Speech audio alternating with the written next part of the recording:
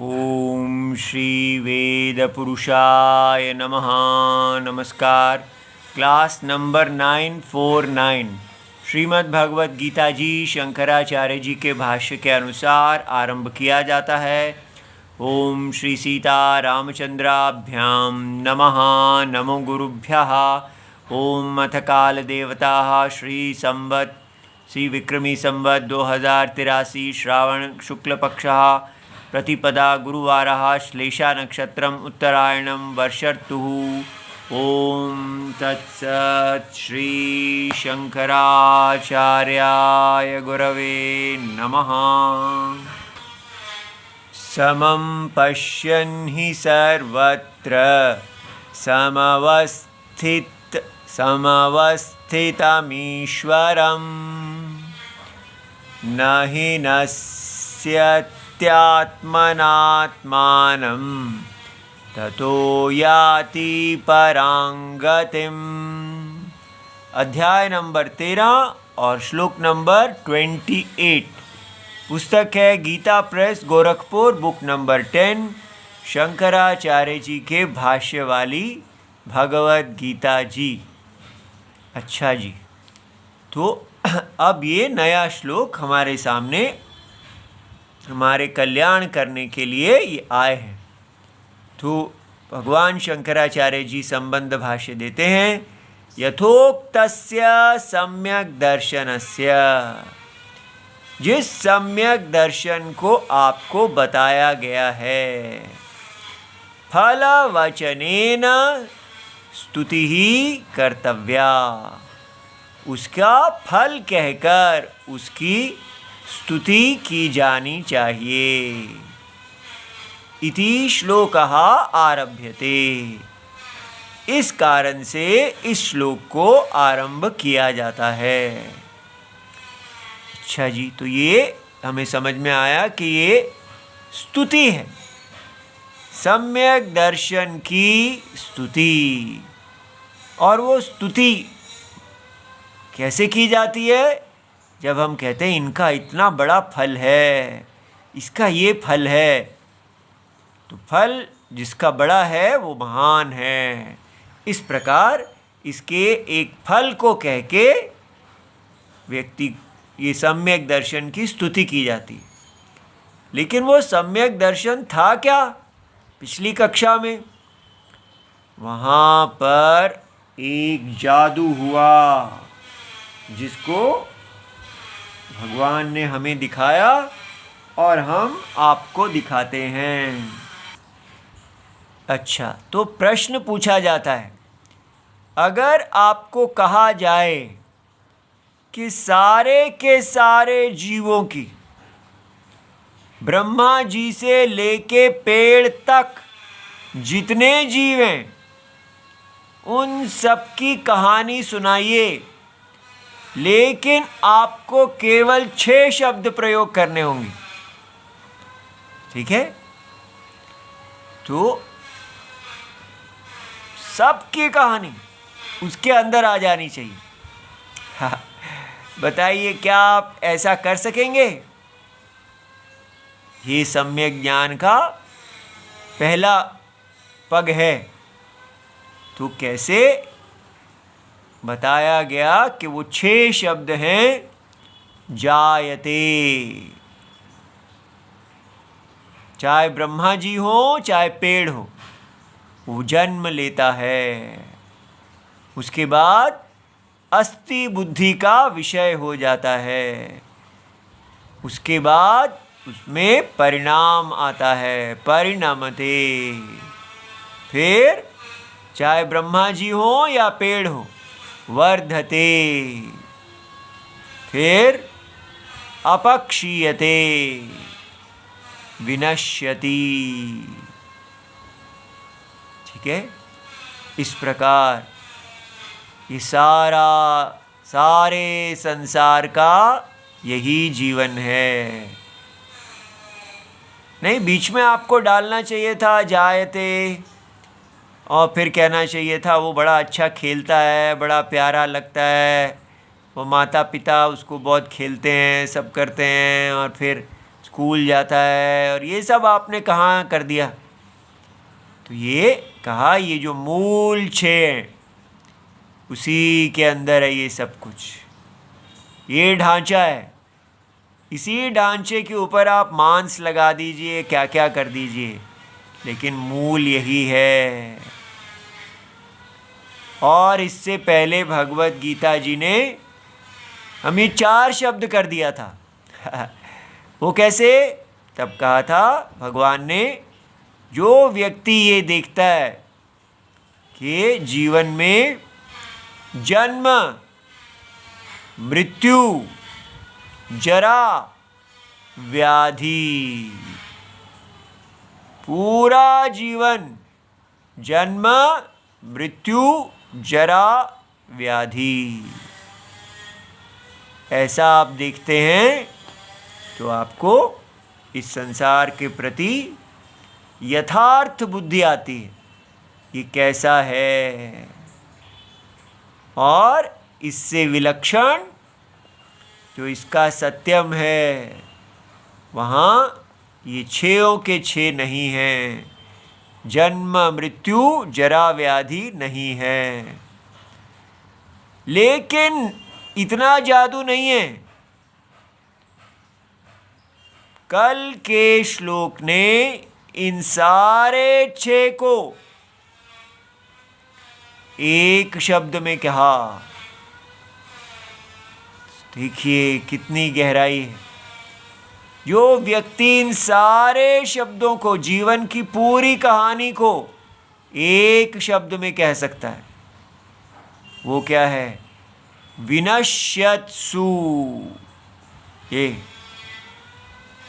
इस सारे के अंदर विनाश ही हो रहा है। तो केवल एक शब्द कहा, विनश्यत्सु अविनश्यंतम। जो इस विनाशशील में नहीं विनाश होने वाले को जानता है। तो ये बात तो बुद्धिज्म भी कहता है। भगवान बुद्ध ने भी ऐसा ही सब देखा था, लेकिन वो कहते हैं विनाश में अविनाशी उनके पास नहीं है। बस यही मुश्किल है वहाँ पर। विनाश तो वो देखते हैं, विनाश के अंदर शून्य को जो देखता है, नथिंगनेस, ये बुद्धिज्म है कि ये सारी विनाश वास्तव में जीरो है, शून्य, कुछ है ही नहीं ऐसा। लेकिन यहाँ क्या कहा जा रहा है? विनश्यंतम। इस विनाश में अविनाशी, जो विनाश को नहीं प्राप्त होता है, उसको जो देखता है वो देखता है। अब इससे क्या लाभ होता है?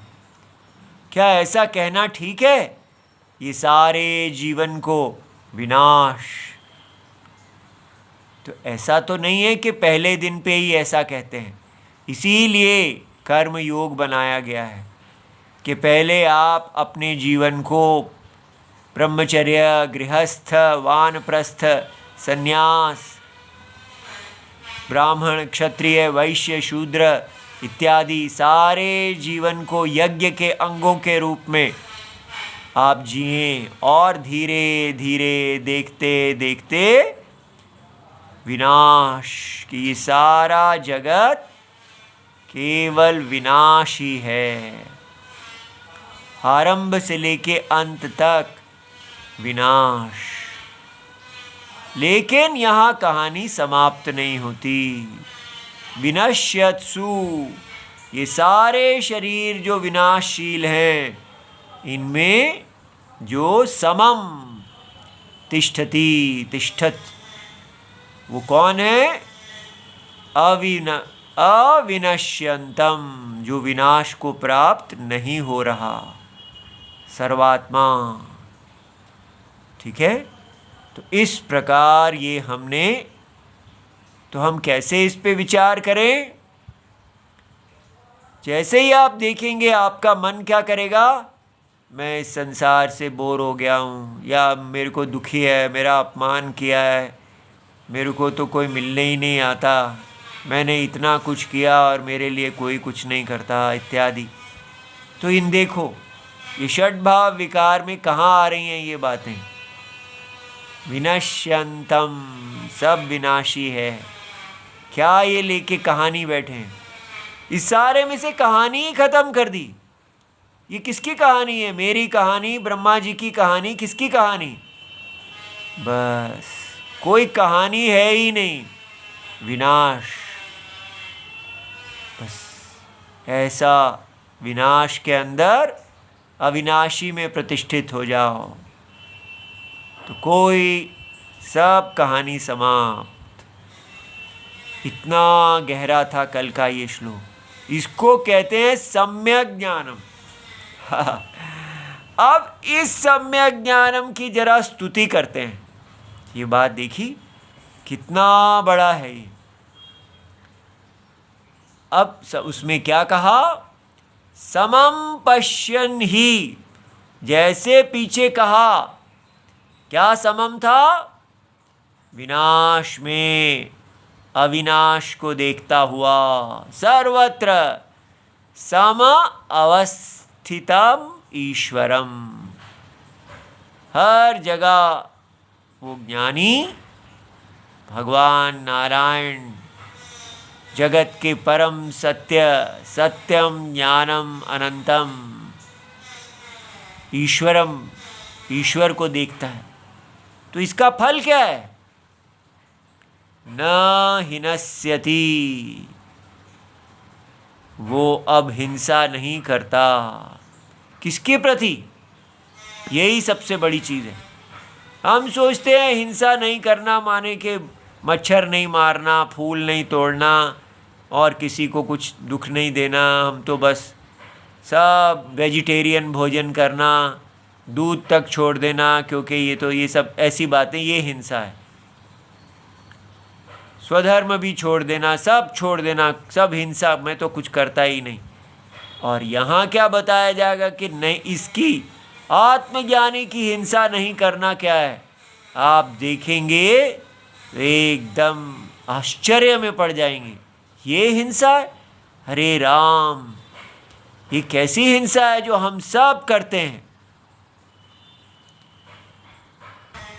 तो वो हिंसा है न हिनस्यति आत्मना आत्मानम, अपने ही द्वारा अपने आप की हिंसा नहीं करता है।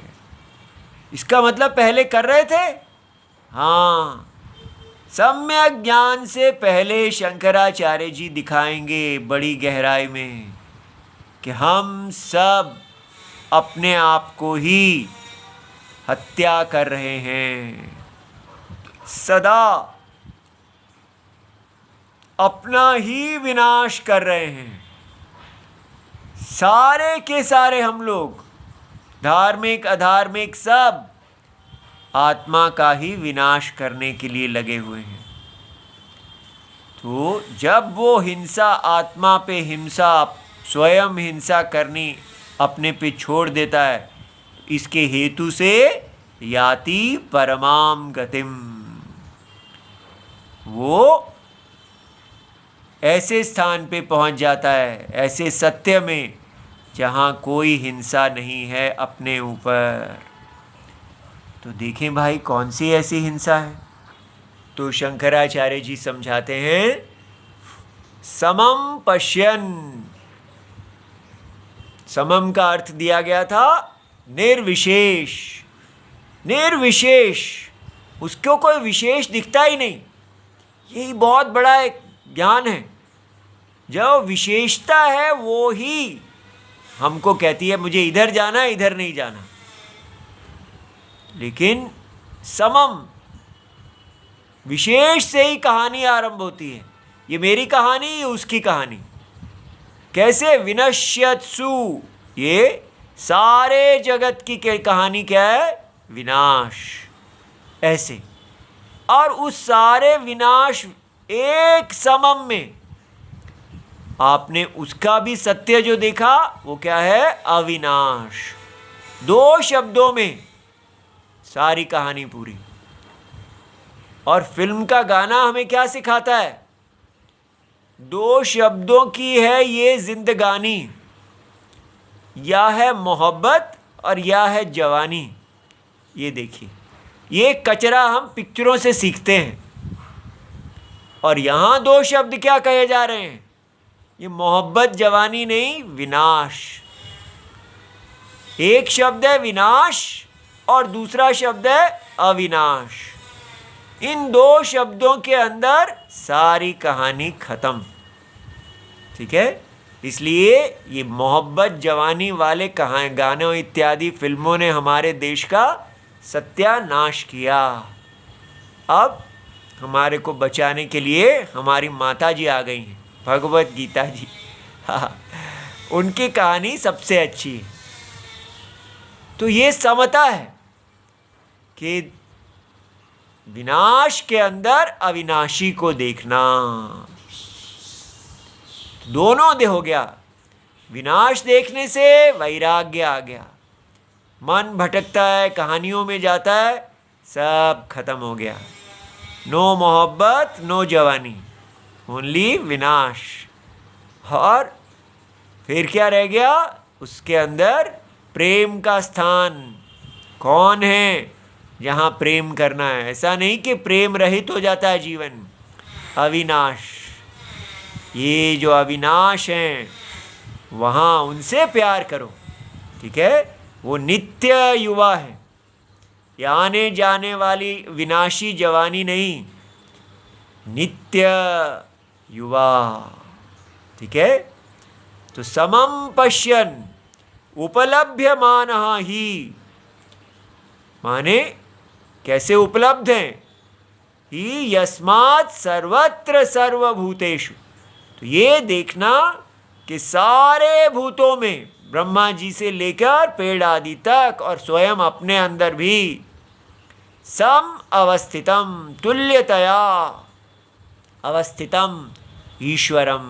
याद रहे, हम ईश्वर के दर्शन कर रहे हैं।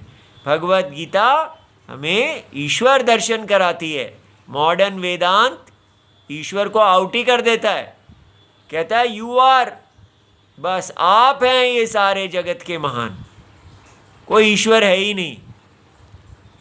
तो क्षेत्रज्ञ ईश्वर ऐक्यम, क्षेत्रज्ञ ही जगत के ईश्वर हैं, ना कि हमको ही एक हर व्यक्ति को कहा जाए कि आप ही इस जगत के भगवान हैं, उसका दिमाग खराब किया जाए।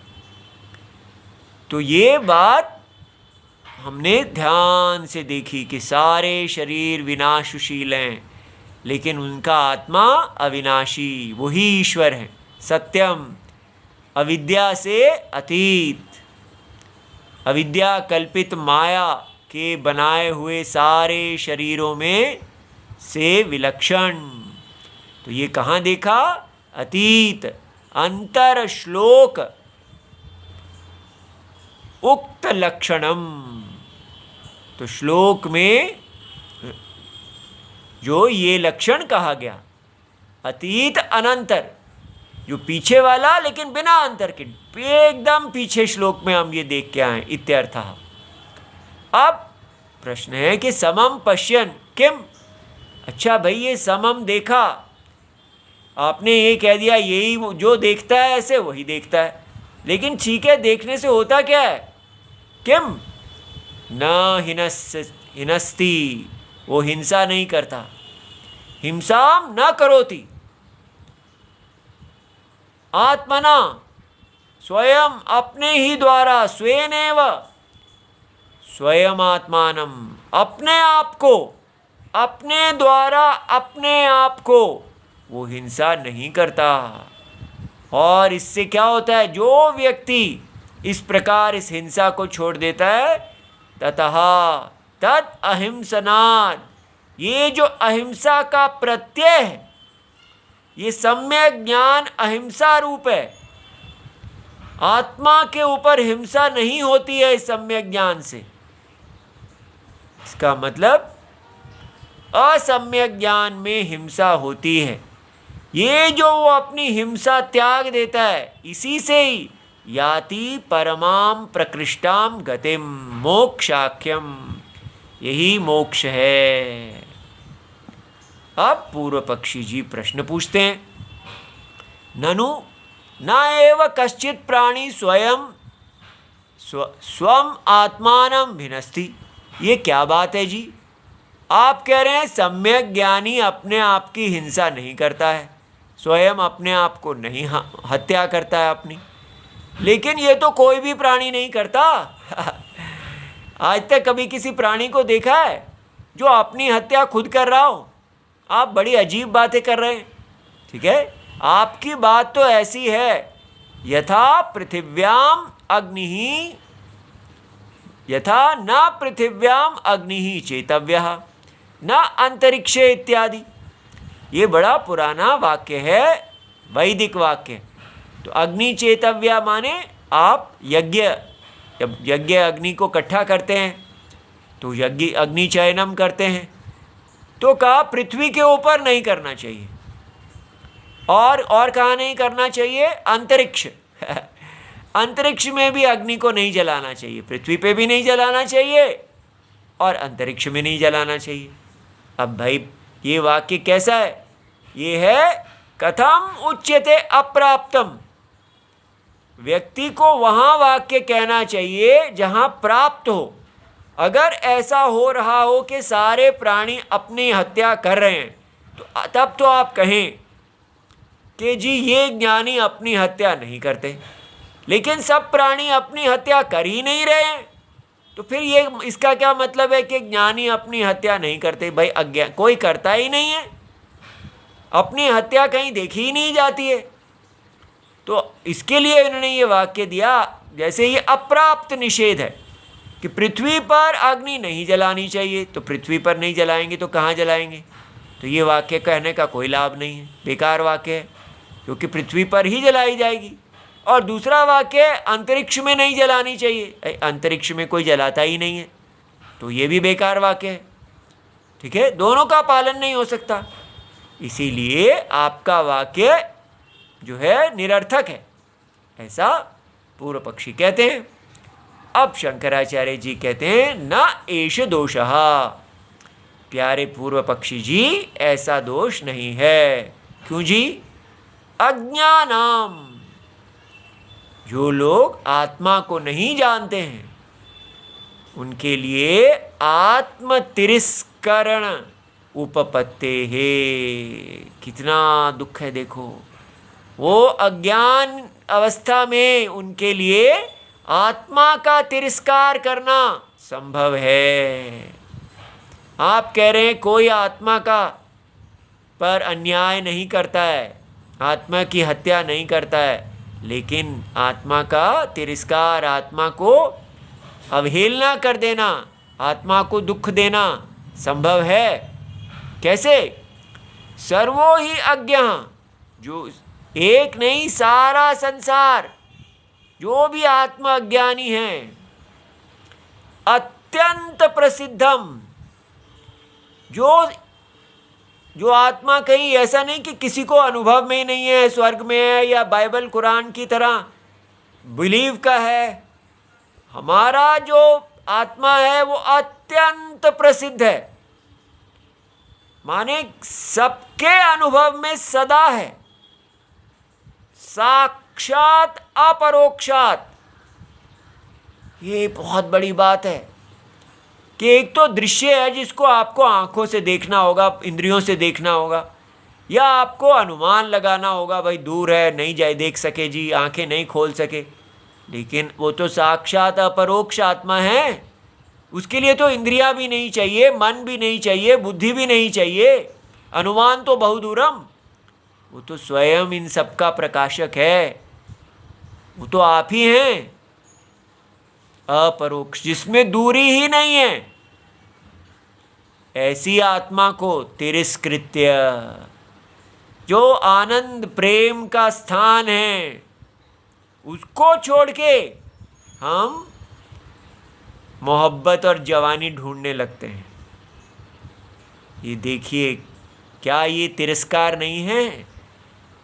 जो प्रियतम आपसे सबसे अधिक प्रेम करता है, जन्मों जन्मों से वो आपके लिए सदा उपलब्ध है, और हम उस अपने प्रियतम आत्मा को छोड़ के मोहब्बत जवानी ये कर रहे हैं।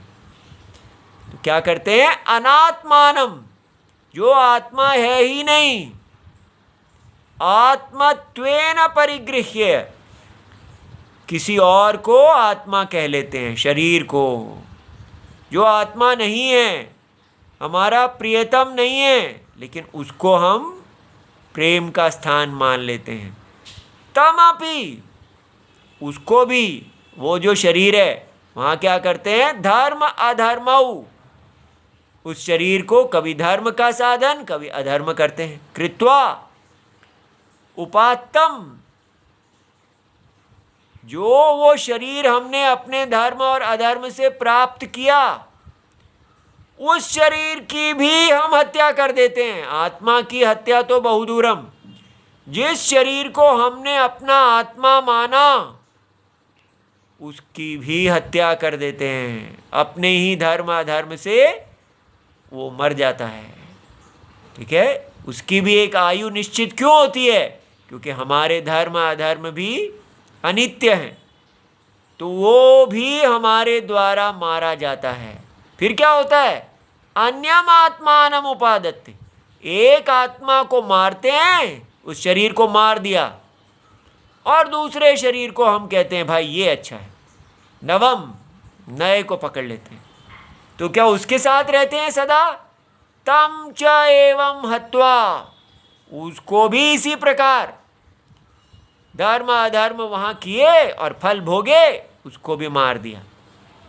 फिर क्या करते हैं? रुक जाते हैं। अन्यम एवं, वो अन्य को ले लेते हैं, तो वहाँ रुकते हैं? नहीं नहीं, एवं तमापि हत्वा, उसको भी मार के फिर अन्यम। देखो, ये है हमारी कहानी। देखिए, ये भगवत गीता का हर श्लोक हमारे को रुलाने के लिए बना है। क्या हालत है हमारी! हम सोचते हैं हम तो बड़े जी अपनी स्तुति में लगे रहते हैं, और ये है हमारी कहानी। उसको भी छोड़ के अन्यमेव इति एवं उपात्तम उपात्तम, शंकराचार्य जी प्राप्त किए हुए आत्मा को मारते मारते कसाई की तरह, कोई दया नहीं, पुराने को मारते जा रहे हैं, नया नया पकड़ते जा रहे हैं। तो फिर हमारा क्या नाम हो जाता है? आत्महा, आत्मा की हत्या करने वाला सर्वहा अज्ञः। हरे राम, इतना पाप।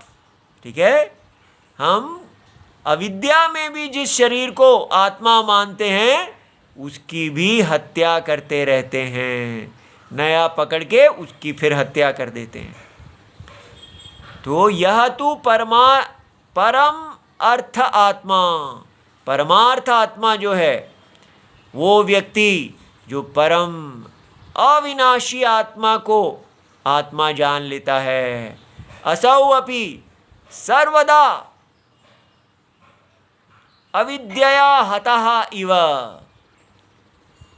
लेकिन अब भगवान कह रहे हैं अभी अविद्वान की एक और हत्या है। ओहो, हम थोड़ा जल्दी आगे चले गए।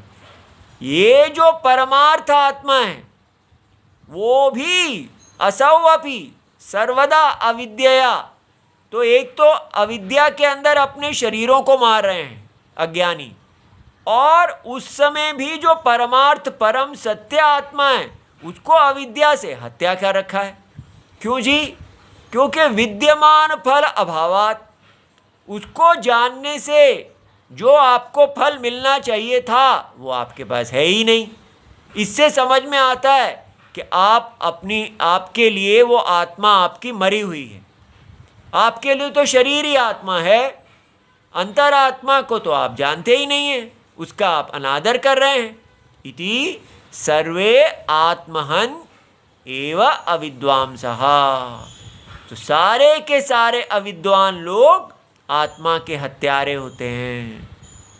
इसलिए जब हम वेद चक्षु से इस आत्मा को भगवान नारायण समझते हैं तो इनकी आज्ञा पालन करते हैं, तब इनका तिरस्कार बंद करते हैं। इसीलिए हमारे देश में कहते हैं, क्या तुम्हारी आत्मा मर गई है? तुम इस प्रकार अधर्म कर रहे हो। ठीक है, तो आत्मा की हत्या कैसे नहीं होती? जब आत्मा को आप भगवान रूप में जानते हैं तो आप अर्जुन बन जाते हैं, भगवान श्री कृष्ण बन जाते हैं। वो आत्मा की आप दास हो जाते हैं, आत्मा से प्रेम करने लगते हैं, उनको कोई दुख नहीं देते हैं, सदा उन्हीं के लिए जीते हैं। तो ये है सच्चा प्रेम हमारा, आत्मा की हत्या नहीं करना बल्कि उनकी सदा सुरक्षा करना। यह तो इतरः, अब आते हैं ज्ञानी पे। यथोक्तदर्शी सा उभयथा अपि आत्मा आत्मानं न हिनस्ति। ना तो वो अपने शरीर की हत्या करता है और ना ही वो परमात्मा जो उनका उसमें वास करने वाले हैं उनकी हत्या करता है। ठीक है, उसके लिए वो शरीर भी आत्मा भगवान को सुख देने का ही साधन है। ततः याति परमाम गतिम, इस प्रकार भगवान से प्रेम करता हुआ वो परम गति को चला जाता है। यथोक्तम फलम तस्य भवति इत्यर्थः। कितना सुंदर। ठीक है, जिसकी प्रतिमा इतनी सुंदर वो कितना सुंदर होगा। ओम नमो भगवते वासुदेवाय। प्रणाम।